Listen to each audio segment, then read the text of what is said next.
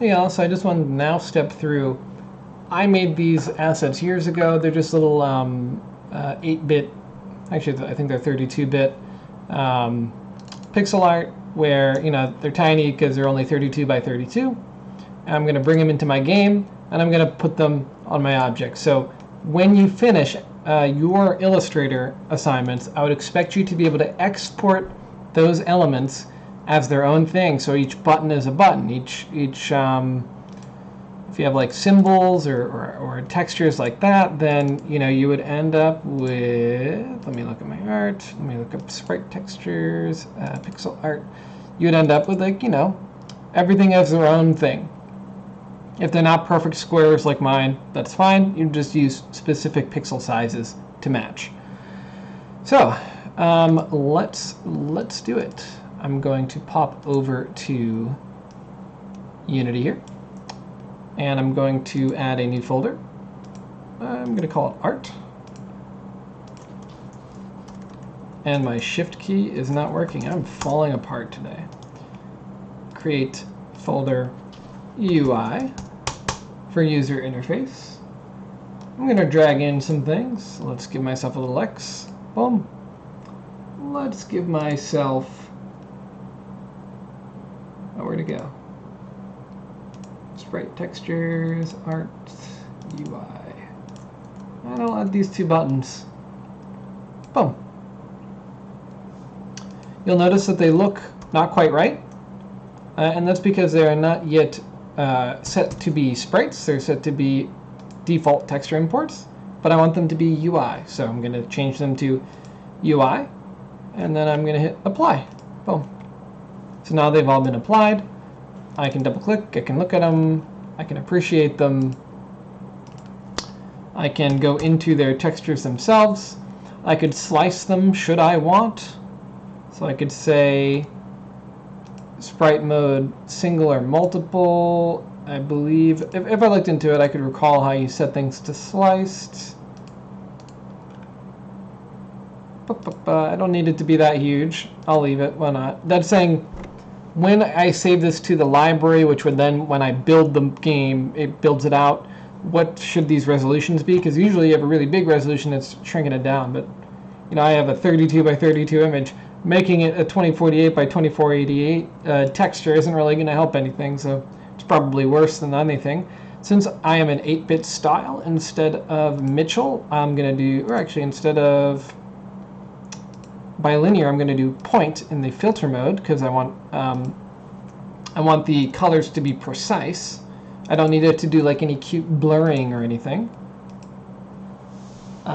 You do want blurring if you have like a very complex image, because then it can smooth it out so it doesn't look as, we call it jaggy. We in the industry, I as a person call it jaggy. Little jaggy. Okay, yeah, so alpha is indeed transparency, that's true. Sure. Okay.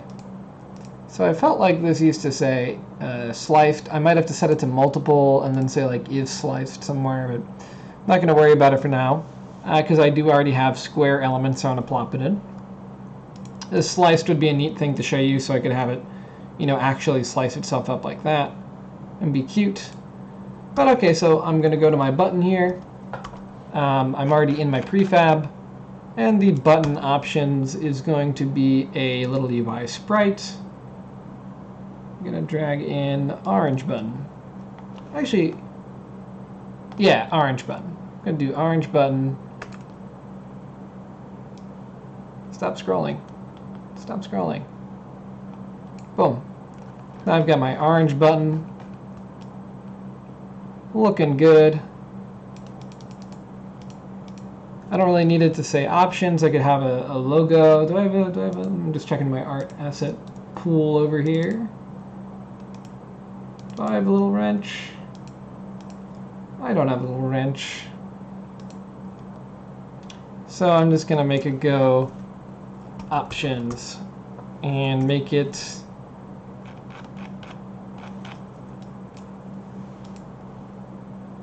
might have to Google how to slice something up again. Sliced. This image doesn't have a border. Let's pop in. Let's open up the hood. Sprite Editor. No Sprite Editor window registered. Please download 2D Sprite package from Package Manager. Whoopsie daisy. So, Package Manager, window, edit, window, Package Manager. Did I really not download that?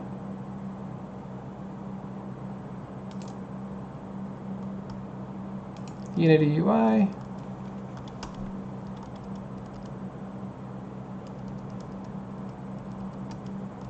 I feel like it's very unlikely that I somehow did not install the Package Manager.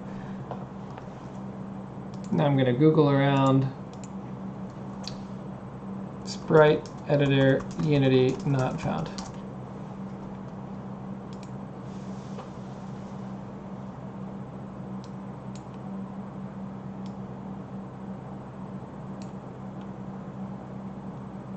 Windows Sprite Manager 2D Sprite install. Add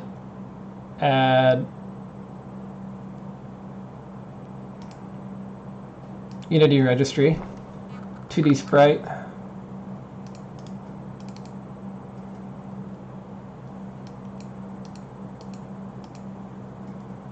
Install. Wow, it's so bad UI. Okay, so install. Boom. Cool. I'm very surprised that isn't just built in, but maybe they're transitioning to a new UI system, so maybe this is getting phased out, so they don't want to install it all the time anymore. Totally possible. Boom. Okay, so now when I go back and I click on here, Sprite Editor. Hey, border. So now I'll do, I don't know, 6, 6, 6, and 6. And that gives me some corners, but I think I want to go a little higher on my bottom, 8. And my top is looking okay. So I'm just looking at the repeating texture here. It looks good, and it's just going to stretch it around. So I'm going to accept this, apply.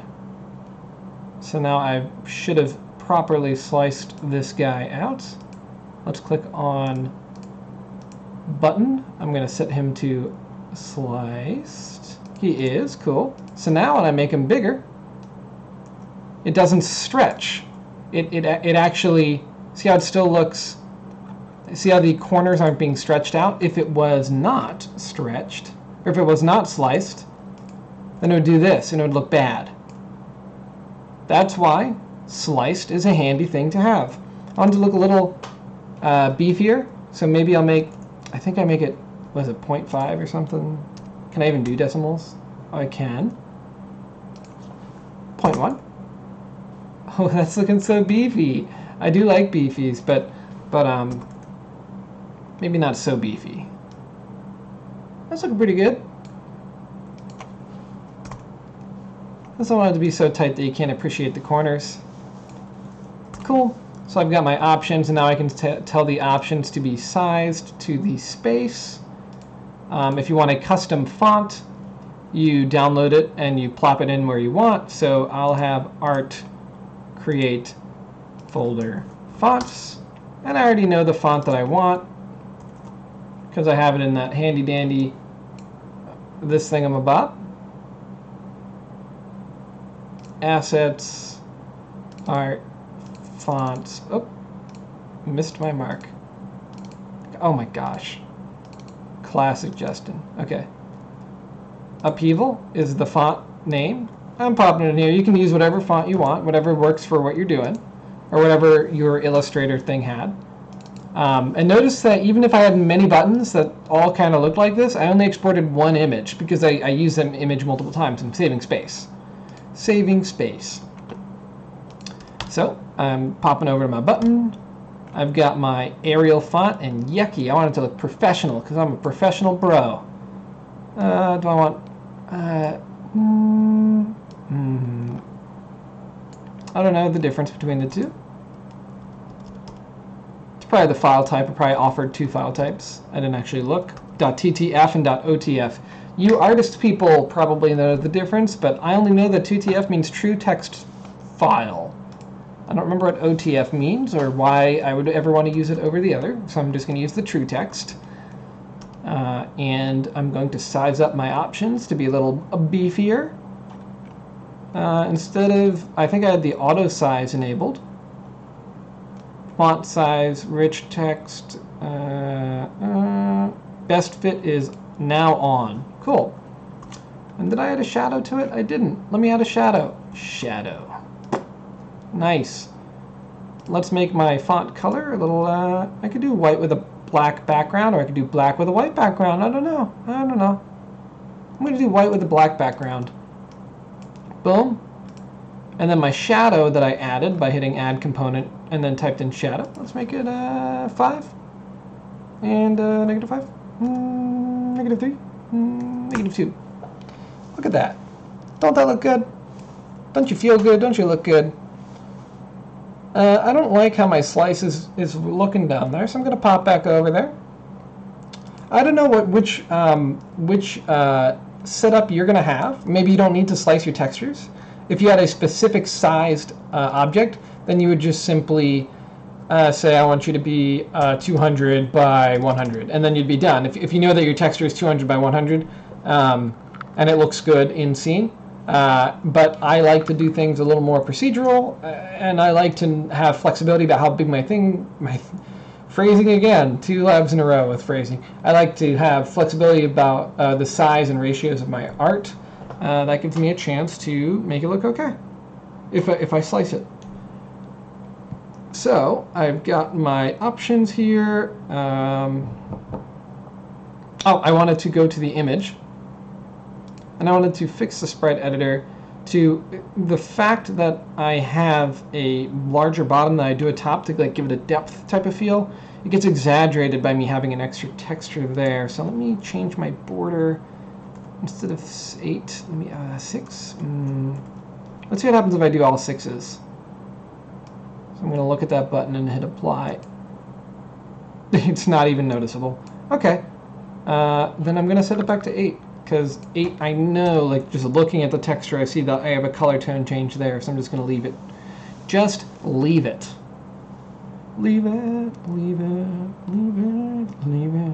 Oh, you got to know to leave it. Okay, so now we're back here.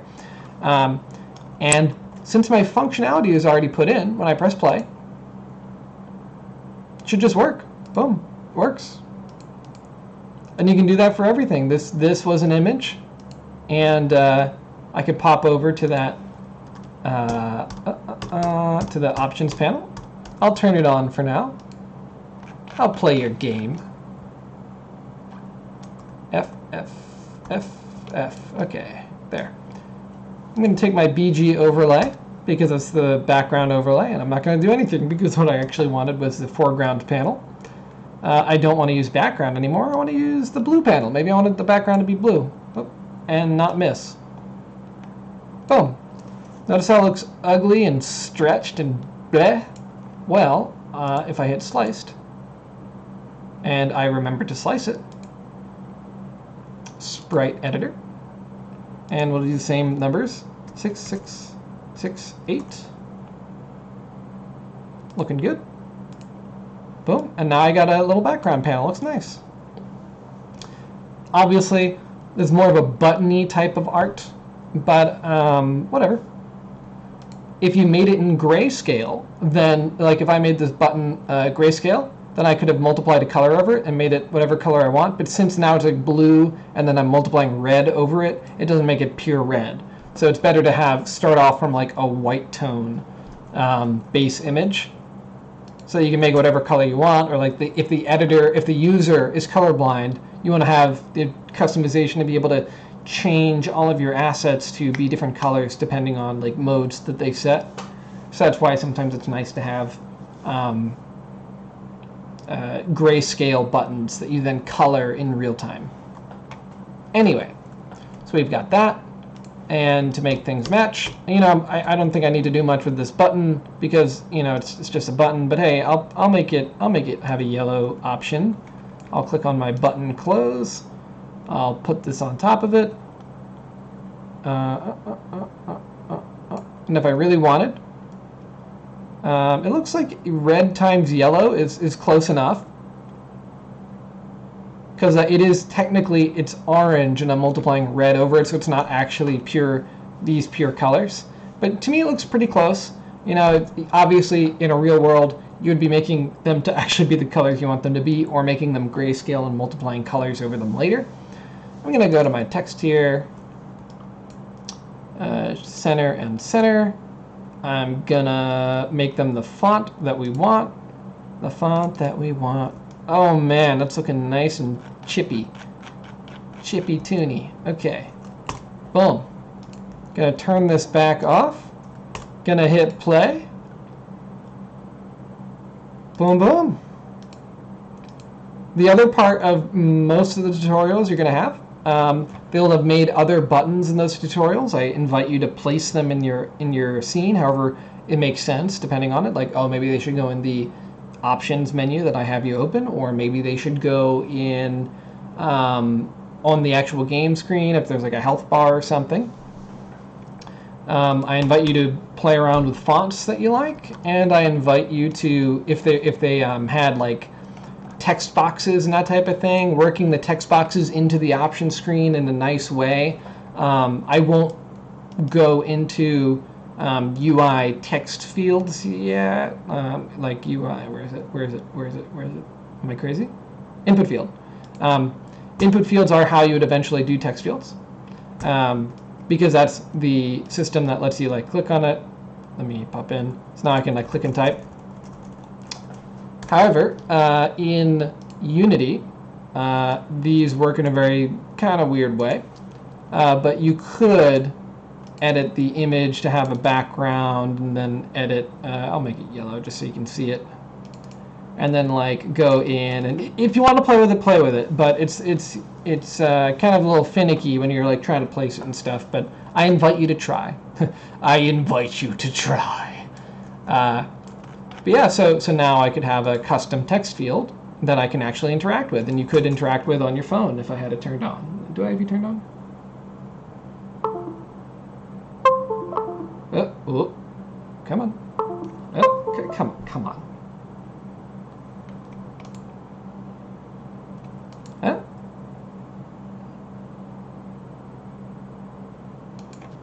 Come on, baby.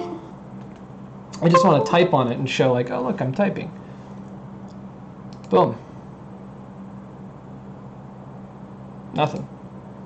Window. What was it? It was edit project settings. Any iOS device. It sees it. Okay, it sees it. I'm quitting the app, see if it sees it anymore.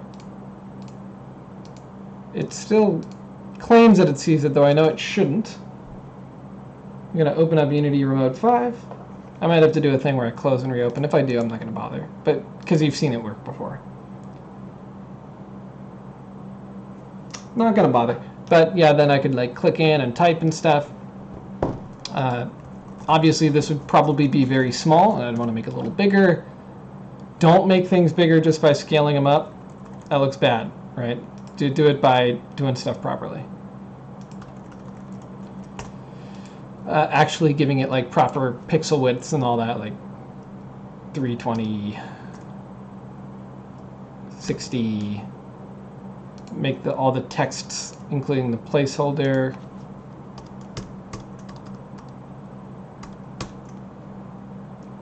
What's the caret? I don't actually know. Oh, that must be the blinking vertical line. I'm gonna pop into my text, and you probably want it to be vertically aligned.